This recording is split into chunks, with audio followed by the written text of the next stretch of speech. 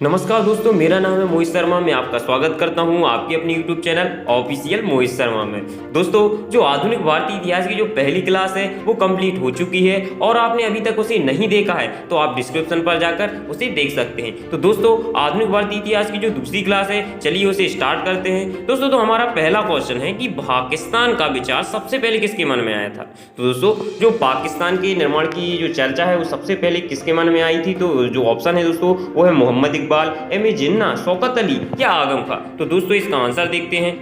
तो दोस्तों, इसका जो आंसर है वो है मोहम्मद इकबाल। तो मोहम्मद इकबाल जी हैं जिनके मन में सबसे पहले पाकिस्तान के निर्माण का जो है विचार आया था। दोस्तों, बढ़ते हैं अगले क्वेश्चन की तरफ। हमारा अगला क्वेश्चन है कि आधुनिक भारत में स्थानीय स्वशासन अगुआ सामान्यता किसे माना जाता है। दोस्तों, क्वेश्चन में एक बार फिर से पढ़ दूं कि आधुनिक भारत में स्थानीय स्वशासन का अगुआ सामान्यतया किसे माना जाता है। तो दोस्तों, ऑप्शन है रिपन, मेयो, लिटन या कर्जन। तो दोस्तों, इसका आंसर देखते हैं। तो दोस्तों, इसका जो आंसर है रिपन। तो आधुनिक भारत में स्थानीय स्वशासन का जो अगुआ सामान्यता है वो रिपन माना जाता है। दोस्तों, बढ़ते हैं अगले क्वेश्चन की तरफ।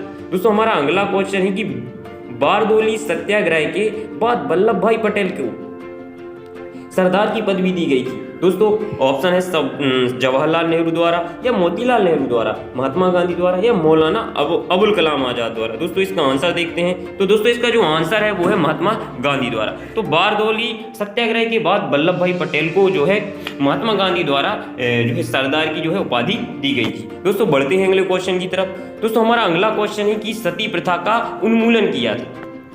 ऑप्शन है दोस्तों लॉर्ड रिपन ने, वारेन हेस्टिंग ने, लॉर्ड कॉर्नवालिस ने या विलियम बेंटिंग ने। दोस्तों, इसका आंसर देखते हैं। तो दोस्तों, इसका जो आंसर है वो है विलियम बेंटिंग। तो विलियम बेंटिंग ने जो है दोस्तों सती प्रथा का जो है उन्मूलन किया था। दोस्तों, बढ़ते हैं अगले क्वेश्चन की तरफ। दोस्तों, हमारा अगला क्वेश्चन है कि मोहनदास करमचंद गांधी को महात्मा किसने कहा था। तो दोस्तों, इसके ऑप्शन है बाल गंगाधर तिलक, मोतीलाल नेहरू, जवाहरलाल नेहरू और रविन्द्रनाथ टैगोर। तो इसका आंसर देखते हैं दोस्तों। तो इसका जो आंसर है दोस्तों रविन्द्रनाथ टैगोर है। तो रविन्द्रनाथ टैगोर ने जो है मोहनदास करमचंद गांधी को महात्मा की जो है उपाधि दी थी। दोस्तों, बढ़ते हैं अगले क्वेश्चन की तरफ। पढ़ दूं कि मोहम्मडन एंग्लो ओरिएंटल कॉलेज बाद में बन गया था उस्मानिया विश्वविद्यालय, जामिया मिलिया मुस्लिम विश्वविद्यालय या बरकतुल्लाह विश्वविद्यालय या अलीगढ़ मुस्लिम विश्वविद्यालय। दोस्तों, इसका आंसर देखते हैं। तो दोस्तों, जो मोहम्मडन एंग्लो ओरिएंटल कॉलेज है दोस्तों वो अलीगढ़ मुस्लिम विश्वविद्यालय बाद में बन गया था। दोस्तों, बढ़ते हैं अगले क्वेश्चन की तरफ। दोस्तों, हमारा अगला क्वेश्चन है कि भारतीय राष्ट्रीय कांग्रेस ने अपने किस अधिवेशन में पूर्ण स्वराज्य को अपना राज्य घोषित किया था। दोस्तों, मैं क्वेश्चन एक बार फिर से पढ़ दूं कि जो भारतीय राष्ट्रीय कांग्रेस थी उसकी किस अधिवेशन के द्वारा पूर्ण स्वराज्य को अपनाने का जो लक्ष्य है वो घोषित किया गया था। तो दोस्तों, जो अधिवेशन थे ऑप्शन में दिए गए हैं कि लखनऊ 1916, लाहौर अधिवेशन 1929, त्रिपुरा अधिवेशन 1939 या लाहौर अधिवेशन 1940। दोस्तों, देखते हैं इसका आंसर। तो दोस्तों, लाहौर अधिवेशन 1929 को जो है भारतीय राष्ट्रीय कांग्रेस द्वारा पूर्ण स्वराज्य का जो है अपना लक्ष्य घोषित किया गया था। दोस्तों, बढ़ते हैं अगले क्वेश्चन की तरफ। दोस्तों, हमारा अगला क्वेश्चन है कि वायसराय द्वारा नियुक्त किए गए हंटर कमीशन ने निम्नलिखित में से किसके विषय में तहकीकात की थी। दोस्तों, जो क्वेश्चन है कि वायसराय द्वारा एक हंटर कमीशन था जिसने किसके विषय में जो है तहकीकात की थी। दोस्तों, ऑप्शन है बारडोली सत्याग्रह, खिलाफत आंदोलन, जलियांवाला बाग त्रासदी या चेरा कांड। दोस्तों, इसका आंसर देखते हैं। तो इसका जो आंसर है दोस्तों जलियांवाला बाग त्रासदी। तो दोस्तों, जो हंटर कमीशन है दोस्तों वो जलियांवाला बाग की जो त्रासदी हुई थी उसके बारे में जो तहकीकात करने के लिए इसे नियुक्त किया था। दोस्तों, बढ़ते हैं अगले क्वेश्चन की तरफ। दोस्तों, हमारा अगला क्वेश्चन है कि वह स्थान कौन सा है जहां से आचार्य विनोबा भावे ने 1940 में व्यक्तिगत सत्याग्रह शुरू किया था। दोस्तों, क्वेश्चन में एक बार फिर से पढ़ दूं कि वह स्थान कौन सा है जहां से आचार्य विनोबा भावे ने 1940 में व्यक्तिगत सत्याग्रह शुरू किया था। तो दोस्तों, इसके ऑप्शन है गुजरात में नादियाड़, महाराष्ट्र में पावनगर या तमिलनाडु में अड़यार या आंध्र प्रदेश में गुंटूर। दोस्तों, इसका आंसर देखते हैं। तो दोस्तों, इसका जो आंसर है वो है महाराष्ट्र में पवनार। तो दोस्तों, वह कौन सा स्थान है जहां से आचार्य विनोबा भावे ने 1940 में व्यक्तिगत सत्याग्रह शुरू किया था। तो वह स्थान दोस्तों महाराष्ट्र में पवनार है जहां से जो है व्यक्तिगत सत्याग्रह शुरू किया गया था। दोस्तों, बढ़ते हैं अगले क्वेश्चन की तरफ। दोस्तों, हमारा अगला क्वेश्चन है कि स्वदेशी आंदोलन शुरू किया गया था। दोस्तों, जो स्वदेशी आंदोलन है वो शुरू किया गया था दोस्तों? बंगाल विभाजन के विरोध के रूप में, या भारतीय माल के उपयोग को प्रोत्साहित करने के लिए लोगों की आर्थिक दशा में सुधार की दृष्टि से, या तीसरा ऑप्शन है जलियांवाला बाग में भारतीयों की हत्या के विरोध के रूप में, या भारत के एक जिम्मेदार सरकार ना बना सकने में ब्रिटिश सरकार की असफलता के कारण। दोस्तों आंसर देखते हैं। तो दोस्तों स्वदेशी आंदोलन का जो मुख्य कारण था वह था बंगाल विभाजन के विरोध के रूप में। तो बंगाल विभाजन के कारण जो है स्वदेशी आंदोलन की जो है शुरुआत की गई थी। दोस्तों बढ़ते हैं अगले क्वेश्चन की तरफ। दोस्तों हमारा अगला क्वेश्चन है कि निम्नलिखित में से वह प्रथम भारतीय व्यक्ति कौन था जिसे ब्रिटिश संसद ने के लिए चुना गया था? तो दोस्तों ऑप्शन है दादा भाई नौरोजी, गोपाल कृष्ण गोखले, बिपिन चंद्र गोखले, लाला लाजपत राय। दोस्तों इसका आंसर देखते हैं। तो दोस्तों इसका जो आंसर है वो है दादा भाई नौरोजी। तो दादा भाई नौरोजी को है ब्रिटिश संसद के लिए चुना गया था। दोस्तों बढ़ते हैं अगले क्वेश्चन की तरफ। अगला क्वेश्चन है हमारा कि निम्नलिखित में से किसके द्वारा बंगाल में इस्तमरारी बंदोबस्त या परमानेंट सेटलमेंट लागू किया गया था? दोस्तों ऑप्शन है Lord Cornwallis, Lord Dalhousie, William Bentinck या लॉर्ड कर्जन। इसका आंसर है दोस्तों लॉर्ड कॉर्नवालिस। तो लॉर्ड कॉर्नवालिस ने इस्तमरारी बंदोबस्त परमानेंट सेटलमेंट को जो है लागू किया था। दोस्तों बढ़ते हैं अगले क्वेश्चन की तरफ। अगला क्वेश्चन है निम्नलिखित में से ब्रिटिश का वह गवर्नर जनरल कौन है जिसने भारत में डाक शुरू की थी? दोस्तों जो डाक सेवा की जो शुरुआत है वह किस गवर्नर जनरल ने शुरुआत की थी? दोस्तों ऑप्शन है Lord Dalhousie, Lord Auckland, Lord Canning या लॉर्ड विलियम बेंटिंक। तो दोस्तों इसका आंसर देखते हैं। इसका आंसर है लॉर्ड डलहौजी। तो लॉर्ड डलहौजी ने जो है भारत में डाक सेवा की जो है शुरुआत की थी।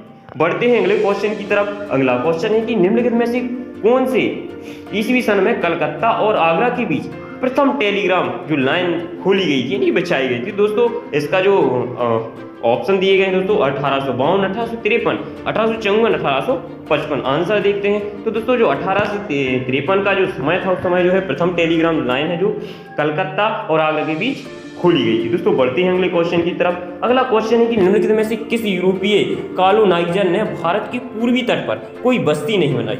दोस्तों क्वेश्चन में एक बार फिर से पढ़ दूं कि निम्नलिखित में से किस यूरोपीय कॉलोनाइजर ने भारत के पूर्वी तट पर कोई बस्ती नहीं बनाई? ऑप्शन है फ्रांसीसी, पुर्तगाली, डच या डेनिश।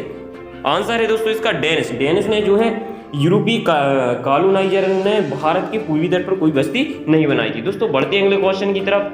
अगला क्वेश्चन कहता है कि भारतीय राष्ट्रीय कांग्रेस के निम्नलिखित में से किस अधिवेशन में पहली बार तिरंगा फहराया गया? दोस्तों मोस्ट इंपोर्टेंट क्वेश्चन है कि भारतीय राष्ट्रीय कांग्रेस के किस अधिवेशन में पहली बार तिरंगा फहराया गया?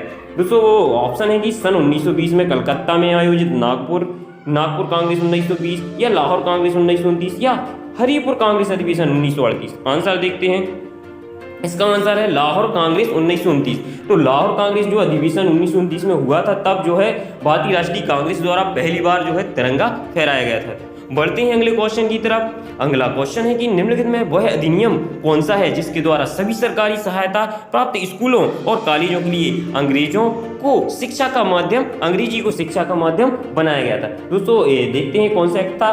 पिट्स इंडिया एक्ट 1784, या एजुकेशन डिस्पैच 1854, या मैकॉलेज मिनट 1835, या रेगुलेटिंग एक्ट 1773। इसका आंसर देखते हैं। तो इसका जो आंसर है दोस्तों मैकॉलेज मिनट 1835, जिसके अंदर जो सरकारी स्कूलों और कॉलेजों के लिए अंग्रेजी को है जो शिक्षा का माध्यम बनाया गया था। बढ़ते हैं अगले क्वेश्चन की तरफ। अगला क्वेश्चन है कि अपने प्रारंभिक राजनीतिक जीवन में एम.ए. जिन्ना के लिए जो ऑप्शन है दोस्तों दो राष्ट्र सिद्धांत के पक्षधर थे वो, या हिंदू मुस्लिम एकता के प्रस्तावक थे, या पाकिस्तान की संकल्पना के आविष्कारक थे, या एक सांप्रदायिक थे? ऑप्शन है का जो आंसर है दोस्तों वह हिंदू मुस्लिम एकता के प्रस्तावक थे। जो अपने प्रारंभिक राजनीतिक जीवन में जो एम.ए. जिन्ना थे दोस्तों वो थे जो हिंदू मुस्लिम एकता के प्रस्तावक थे। बढ़ते हैं अगले क्वेश्चन की तरफ। अगला क्वेश्चन है कि निम्नलिखित में से कौन हैं जिन्होंने 17वीं शताब्दी के दौरान भारत के पश्चिम तटीय व्यापार के अधिकांश भाग पर नियंत्रण कर रखा था? ऑप्शन है पुर्तगाली, डच, या द हाउस ऑफ जगत सेठ मुल्ला अब्दुल गफ्फार। आंसर देखते हैं। तो दोस्तों जो पुर्तगाली हैं जिन्होंने 7वीं शताब्दी के दौर पर जो भारत के जो पश्चिमी तटीय क्षेत्र हैं वहां पर व्यापार के अधिकांश भाग पर जो है नियंत्रण कर रखा था। दोस्तों बढ़ते हैं अगले क्वेश्चन की तरफ। अगला क्वेश्चन है कि निम्नलिखित व्यक्तियों का उनके उपनामों के साथ मिलान कीजिए। तो दोस्तों जो है एक तालिका के हिसाब से जो है क्वेश्चन दिया गया है। तो इसका जो ऑप्शन है जयप्रकाश नारायण जो क्या थे, C.F. एंड्रूज, दादा भाई नौरोजी, लाला लाजपत राय। तो इनकी जो है एक जोड़ी बनानी है दोस्तों। तो तो इसका जो आंसर हम सीधा देख लेते हैं दोस्तों। स्क्रीनशॉट लेकर आप इस क्वेश्चन का जो है सॉल्यूशन निकाल सकते हैं दोस्तों। तो इसका जो आंसर है दोस्तों, ए का जो है 3 है और बी का 1 है और सी का 2 है और डी का 4 है। बढ़ते हैं अगले क्वेश्चन की तरफ। अगला क्वेश्चन है दोस्तों हमारा कि विद्रोह के प्रमुख नेताओं के नाम और उनकी गतिविधि क्षेत्र दिए गए हैं, इनमें से गलत जोड़ा ज्ञात कीजिए। तो दोस्तों रानी लक्ष्मीबाई क्या इंदौर से संबंधित है, या खान बहादुर खान रुहेलखंड, या कुंवर सिंह शाहाबाद, या नाना साहेब कानपुर। दोस्तों इसका आंसर देखते हैं। तो दोस्तों वो है रानी लक्ष्मीबाई इंदौर से संबंधित है, जो कि एक गलत ऑप्शन है। नीच विद्रोह के प्रमुख नेताओं के नाम और उनकी गतिविधि क्षेत्र के लिए इनमें जोड़े जो है एक गलत ढूंढना था दोस्तों। तो उसका जो आंसर है वो है रानी लक्ष्मीबाई टू इंदौर। बढ़ते हैं अगले क्वेश्चन की तरफ। अगला क्वेश्चन है दोस्तों, मुस्लिम लीग ने अलग मुस्लिम राज्य का समर्थन किया था दोस्तों 1906 में अपनी स्थायी स्थापना के समय, या खिलाफत आंदोलन के दौरान, या 1930 में जब उसने सविनय अवज्ञा आंदोलन का विरोध किया, या 1940 के लाहौर अधिवेशन में। दोस्तों देखते हैं इसका आंसर। इसका जो आंसर है दोस्तों 1940 में जो लाहौर अधिवेशन हुआ था, तब मुस्लिम लीग ने अलग मुस्लिम राज्य का जो समर्थन किया था।